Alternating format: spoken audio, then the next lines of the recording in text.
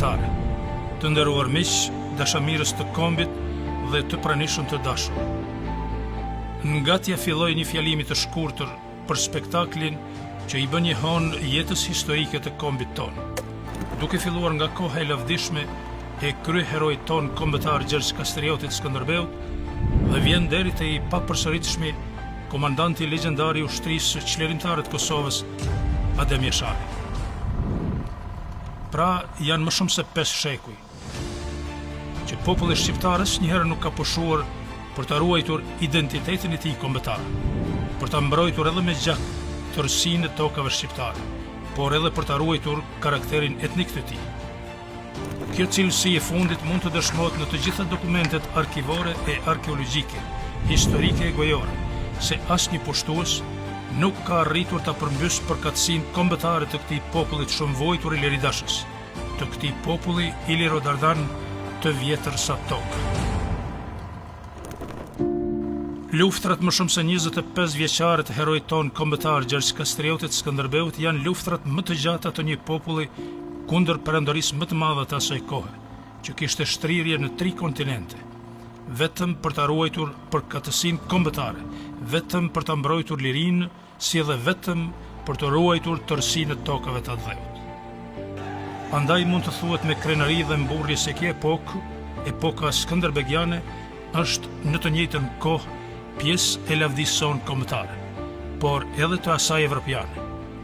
Nuk ka ndonjë figurë tjetër të asaj kohe për të cilën është shkruar më shumë, për të cilën është folur më shumë, për të cilën janë bërë aq shumë portrete e piktura geniale që edhe sot janë lavdia e artit evropian.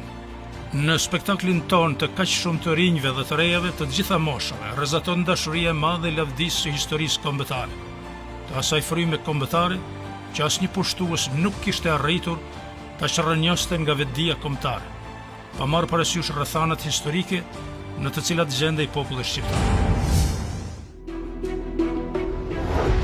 Këtë e dëshmon edhe veprimtaria e lidhjes shqiptarit Prizrenit në krye me Abdyl Frashërin dhe komandantin e ushtrisë së saj Sulejman Vokshi, të cilët qoftë edhe vetëm për mbrojtjen e plavës dhe të Gucisë e detyruan Evropën asaj kohe që të dërgonte flota anijesh për të mbështetur pushtuesit turko-serbo-malezes që ishin bërë bashkë për të zbatuar vendimet e Kongresit të Berlinit. Kjo veprimtari kombëtare nuk ishte pikur nga qielli. Ajo ishte pjellë e rilindjes sonë kombëtare, që bënte përpjekje mbi njerëzore për të ruajtur identitetin ton kombëtar dhe për të zgjuar vetdijen kombëtare, sepse liria e dheut është mbi të gjitha.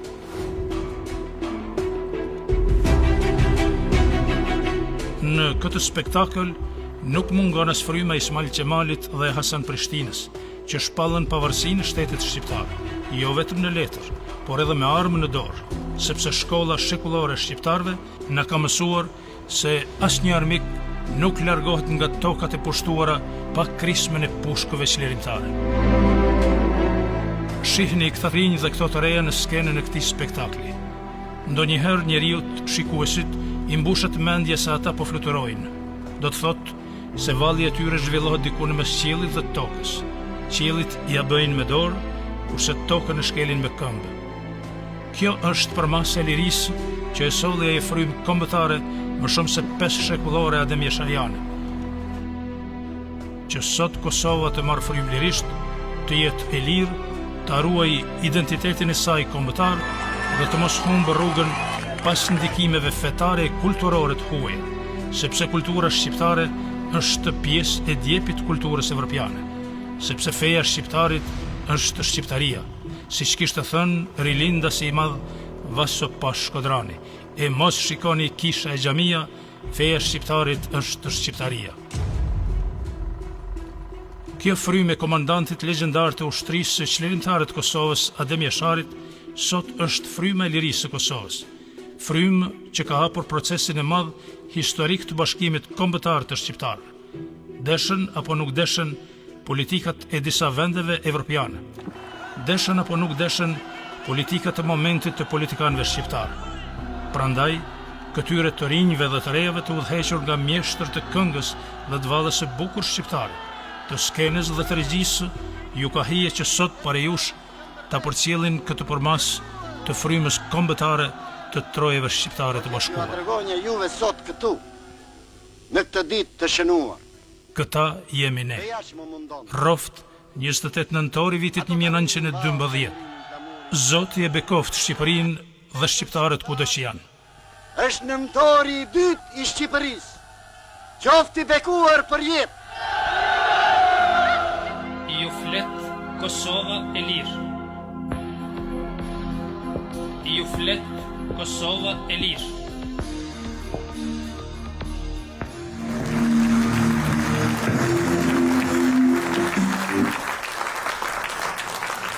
Dëgjuam një zë emblematik që në kohët më dramatike për Kosovën, sikur i hante fuqishëm e na jepte zemër, ju flet Kosova e lirë.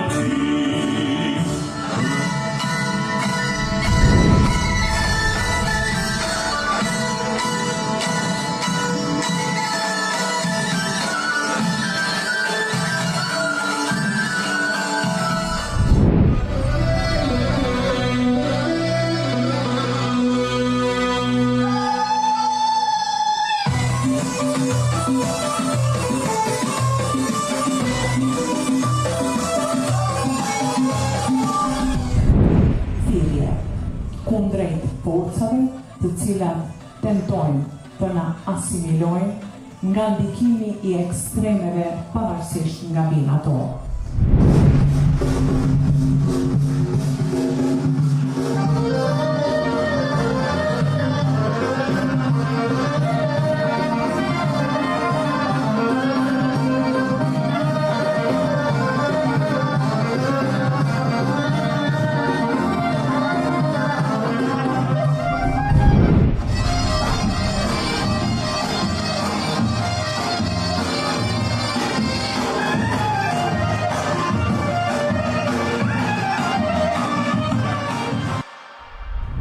Të sallë të bukur të Klan Arena për të festuar pikërisht 113 vjetorin e shtetit shqiptar.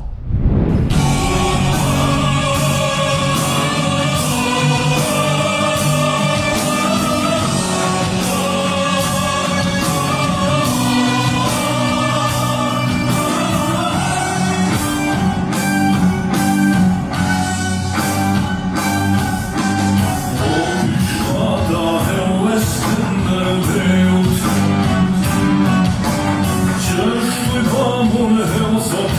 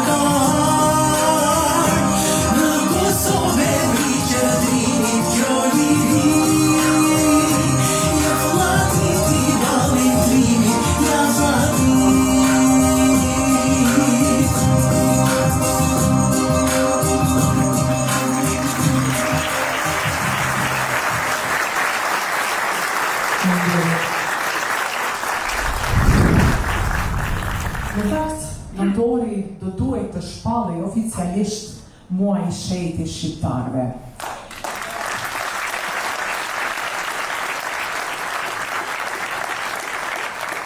Kështu e ka quajtur në tekstin dhe muzikën e tij Shkodran Tolej për ta kënduar së bashku nëntorin që i dedikohet mërdimtarëve tanë, sakrificës subdime të mërdimtarëve.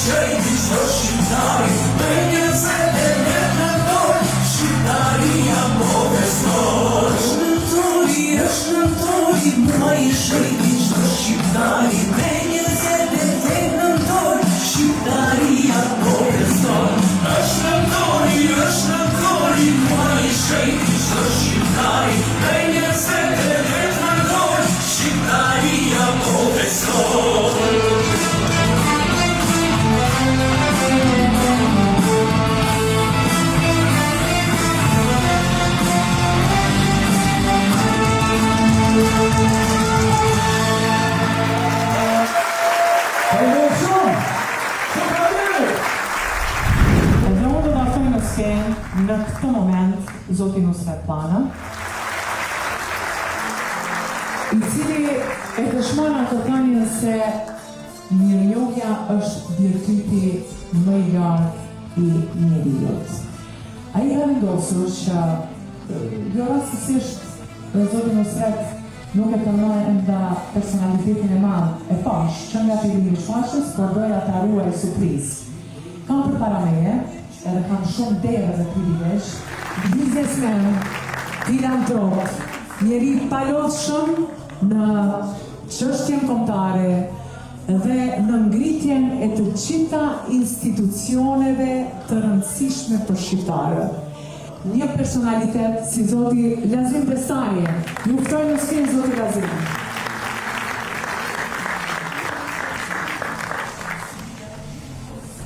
Faleminderit që një merë njohin që një respekt përjetshëm për kontributin e jashtëzakonshëm që ata hyjet që në vdesin kur e nderojnë dhe respektojnë Zotin e Zindestani me një merë njohin dhe prandaj ju ftoj ta nderoni me një duar të ditë të zlatë.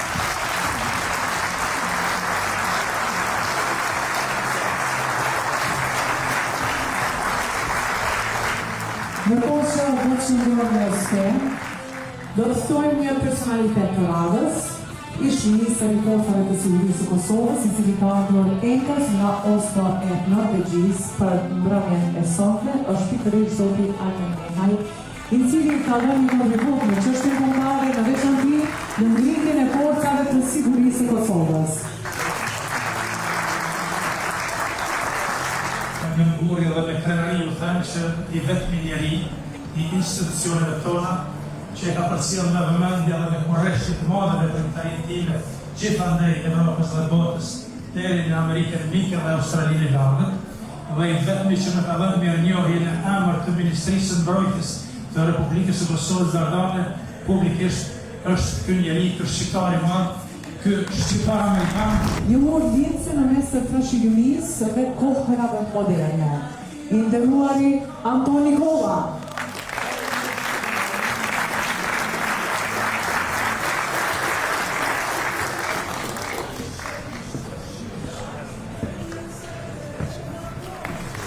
Antoni Kova nga Vizësen, Shua.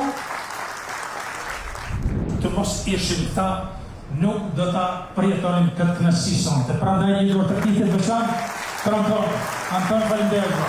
Rënof Samar.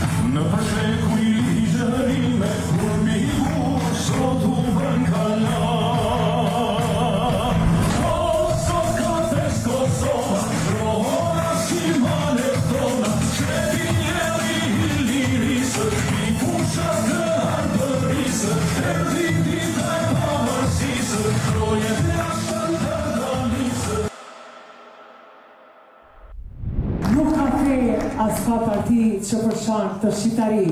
Sot e mot nga veri